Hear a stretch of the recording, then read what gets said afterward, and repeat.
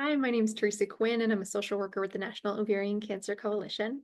And in this video today, we're going to talk a little bit about what are boundaries, how narratives about yourself, beliefs about yourself can affect your boundary setting, and what's kind of the ideal way to set boundaries that feels like you have some structure and also some fluidity going on in your life. So the first thing being, what are we talking about when we're talking about boundaries? I found that boundaries can have kind of almost become like a little bit of a buzzword in the last couple of years. And I want to be really clear, when we're talking about boundaries, we're talking about expectations and needs that help you feel safe and comfortable within your relationships. I'll say that again. Expectations and needs that help you feel safe and comfortable within your relationships. So you'll notice within that, safe and comfortable, we can think about boundaries in lots of different ways, kind of similar to how we thought about coping skills in one of the earlier sections, right? Physical, emotional, mental, spiritual, safety, and comfort.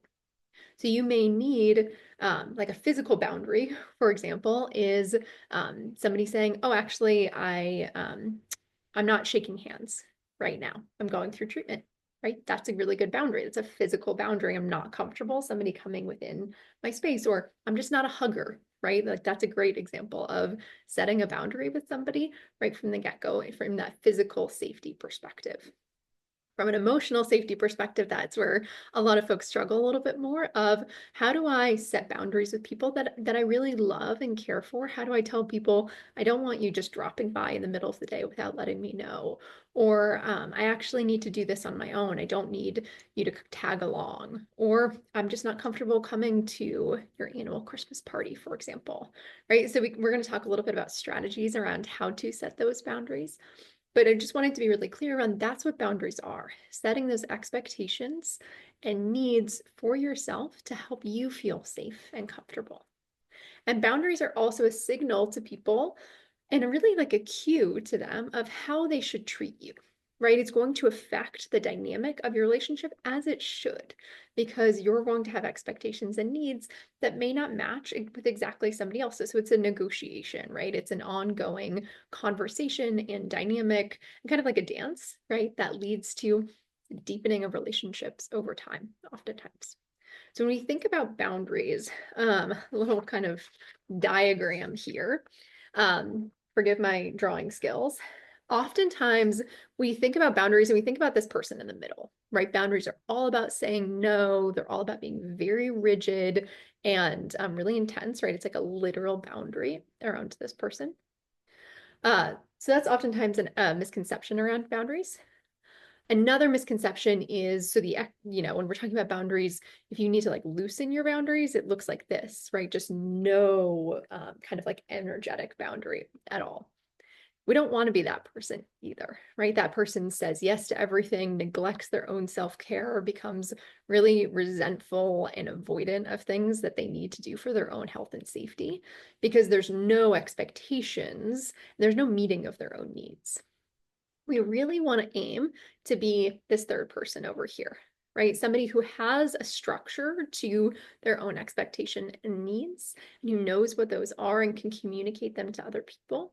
But there's also some kind of like porousness you can see where like almost like energetically can let in and out and be in that dynamic, that dance, that conversation with people around them. So that way it doesn't feel super rigid. It still allows flexibility and growth over time. So this is kind of our goal. And I want you to notice as you look at these two, do you identify with one over the other, or do you feel like you're kind of this third person over here? We're not going to be this third person in every relationship all the time, but we want to understand, okay, do I feel like I see that rigidity and I'm like, yep, that aligns? Or do I feel like I see that kind of lack of boundary and feel like that feels a little bit more true to your experience? Again, there's no judgment around it. It's just information for you. So I hope that this is a helpful understanding of what are we talking about when we're talking about boundaries at all. The last piece I want to name related to this is just how beliefs about ourselves can impact our boundary setting. So when we think about beliefs about ourselves, it's oftentimes those I am kind of statements. So for example, or I do, I don't kind of statements. So a belief that you may hold about yourself. And I would encourage you to kind of examine these on your own. It's a little bit deeper work, but holding beliefs like, I don't deserve to take up space, right? Or my needs need to be on the back burner and everybody else gets to kind of be in front of me in line. I have to take care of everyone around me. Those are all kind of really common beliefs that could come up, and you can imagine how those would affect some boundary setting. If you believe that everybody's needs are more important than your own, or you preach all about the self-care and taking care of yourself and all that kind of good stuff, and then you neglect that for yourself, right? That can speak to kind of that lack of boundaries. Not necessarily taking care of yourself or putting your own needs, not necessarily always ahead of everybody else's, but on an equal playing field, right? For oftentimes for caregivers, this can show up as like, it's my job alone to take care of my person. But that belief of like, you're in it alone, or I don't deserve time to myself because, my wife, my sister, my partner, whoever is going through an ovarian cancer experience. So again, I just highlight these to not pass judgment, but to say I want you to examine them for yourselves, because those deeper beliefs can oftentimes impact our ability to set boundaries. So if you find it really challenging to set boundaries, to put yourself in a position where your needs are being met, it may be because those beliefs are being held true for you. And we just want to examine them so that way we can challenge them.